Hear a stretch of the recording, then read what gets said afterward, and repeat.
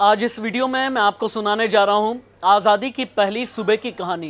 क्यों आखिरकार ज्योतिषियों ने 15 अगस्त की तारीख को अशुभ बता दिया था और शपथ लेने से पहले पहले प्रधानमंत्री के तौर पर जवाहरलाल नेहरू के माथे को क्यों राख से मला गया था। और तर्कवादी तर्कों पर बात करने वाले जवाहरलाल नेहरू ने भी ये सब कुछ करते हुए कभी ना नहीं किया पंडितों के सामने और ज्योतिषियों के सामने। नमस्ते, मैं राशिद।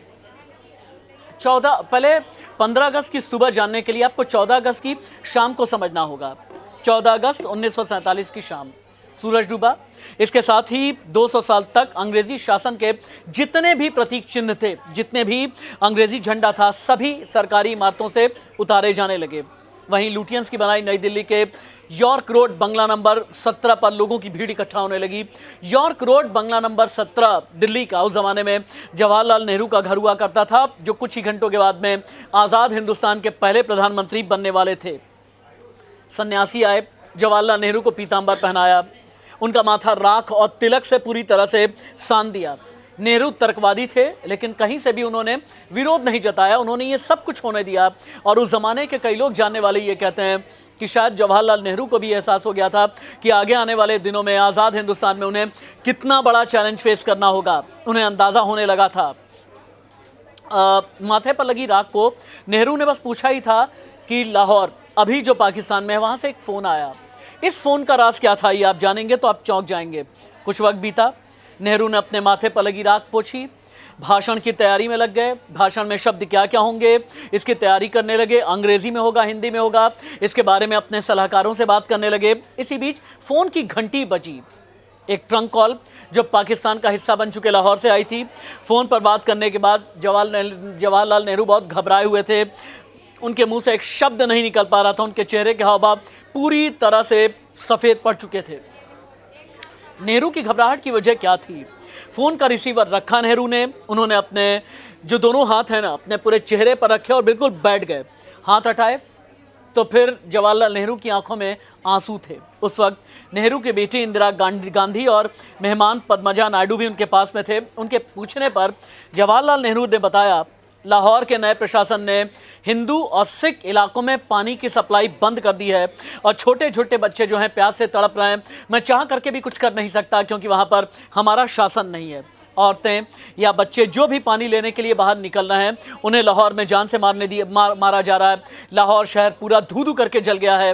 ये जवाहरलाल नेहरू के बोल थे। नेहरू बोले, जब पूरी दुनिया सो रही होगी, भारत उस वक्त में आज़ादी की सांस ले रहा होगा, लेकिन अभी मेरी आंखों में आंसू है क्योंकि लाहौर में जो हैं वो भी तो हमारे भाई हैं, हमारी बहन हैं, हमारी बेटियां हैं। रूंधे हुए गले से नेहरू बोलते हैं, मैं अब कैसे देश को संबोधित करूंगा?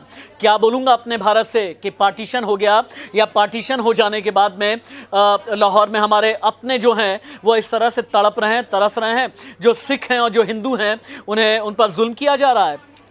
अपने पिता को ऐसे परेशान देख करके इंदिरा गांधी उठी।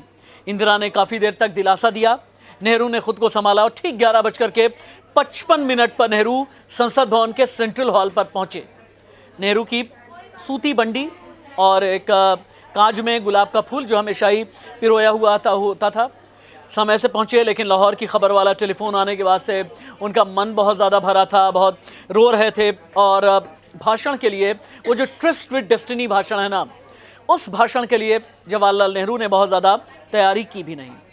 भाषण के बाद में नेहरू ने कहा, मुझे होश नहीं कि मैं क्या कह रहा था, मुझे अंदाज़ा ही नहीं कि मैं अपने जनता को संबोधित करते हुए क्या कहना चाह रहा था। अपने भाषण में नेहरू ने लाहौर, या यूँ कहें कि पाकिस्तान को भी याद किया। उन्होंने भाषण में कहा, इस मौके पर हमें अपने वो भाई बहन भी याद हैं जो राजनीतिक सीमाओं की वजह से हमसे अलग हो गए। वो आज़ादी की खुशियाँ नहीं मना सकते। वो लोग भी हमारे साथ हैं, हमारे अपने हैं और हमेशा हमारे अपने बने रहेंगे, चाहे हालात कुछ भी हो जाएं। और जैसे ही घड़ी ने 12 का काटा छुआ, कड़कती बिजली के साथ में जोरदार शंखनाद हुआ। हज़ारों की भीड़ ने संसद भवन को घेरा। नेहरू के साथ हॉल में मौजूद हर शख्स की आंख में आंसू था, क्योंकि 200 साल की गुलामी की जो जंजीर है, जो बेड़ियां हैं, उसे तोड़ करके भारत आज़ाद था। और दरअसल आज़ादी के लिए 15 अगस्त 1947 का दिन तय हुआ, लेकिन ज्योतिषी ने कहा कि यह अशुभ है, यह मनहूस है, और इसीलिए 14 अगस्त की रात 12 बजे जवाहरलाल नेहरू ने पीएम पद की शपथ ली और 15 अगस्त सुबह का इंतजार किया नहीं। लेकिन कई बड़े बड़े पत्रकार उस दिन को याद करते हुए कहते हैं कि 14 और 15 की रात लोगों में इतना जोश था जिसका कोई हिसाब नहीं।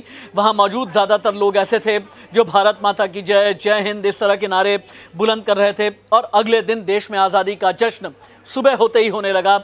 और उस ज़माने में बस लोगों को अलग अलग ज़रिए से, कभी रेडियो के ज़रिए या फिर अखबार के ज़रिए ये पता चलता था कि आज़ादी का भाषण हुआ है। लोगों को ये पता चलता था संसद के सेंट्रल हॉल में जवाहरलाल नेहरू ने प्रथम प्रधानमंत्री की शपथ ले ली है। और उसके बाद जब सूरज उगा, अंधेरा छटा, वहाँ से भारत आज़ाद था, हिंद आज़ाद था, गुलामी की बेड़ियाँ कड़ियाँ टूट चुकी थी। नमस्ते।